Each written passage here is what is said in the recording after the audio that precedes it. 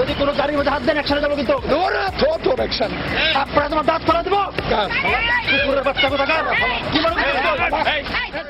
শেখ হাসিনার পদত্যাগের পর থেকেই গা ঢাকা দিয়েছেন বিশ্বস্ত ভ্যানগার্ড হিসেবে সুপরিচিত বিপ্লব কুমার সরকার। ৫ই আগস্টের পর থেকে তার কোনো খোঁজ নেই, কেউ জানে না কোথায় আছেন তিনি।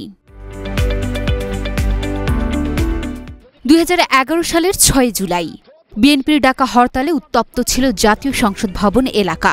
সেদিন সংসদ ভবনের সামনেই পুলিশের লাঠিপেটায় গুরুতর আহত হয়েছিলেন বিএনপি নেতা জয়নুল আবেদিন ফারুক।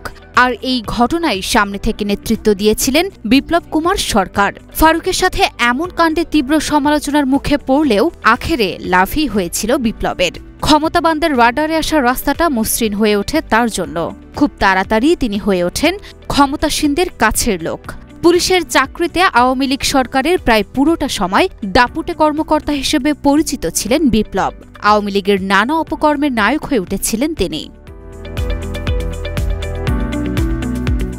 ২১তম বিসিএসে পুলিশ ক্যাডারে চাকরি নেওয়া বিপ্লব কুমার ছিলেন ছাত্রলীগ জগন্নাথ হল শাখার সেক্রেটারি। ২০১৩ সালের ৭ এপ্রিল থেকে দীর্ঘ সময় ডিএমপির তেজগাঁও বিভাগের উপ পুলিশ কমিশনার হিসেবে দায়িত্ব পালন করেন।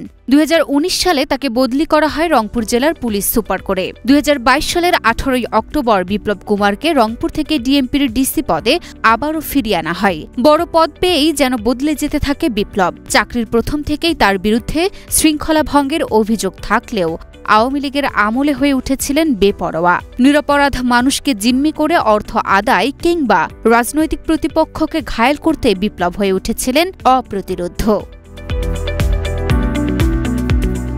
৩১ জুলাই ঢাকা মেট্রোপলিটন পুলিশ থেকে ঢাকা মহানগর গোয়েন্দা পুলিশে বদলি করা হয়েছিল বিপ্লব কুমার সরকারকে।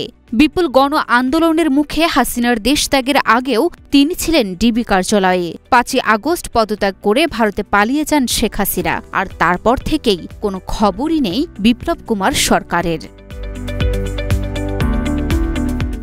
Luna Afroz Nipa, Dhaka post. আপনারা তোমার দাঁত ফেলা দেবো কুকুরের বাচ্চা কোথাকার কি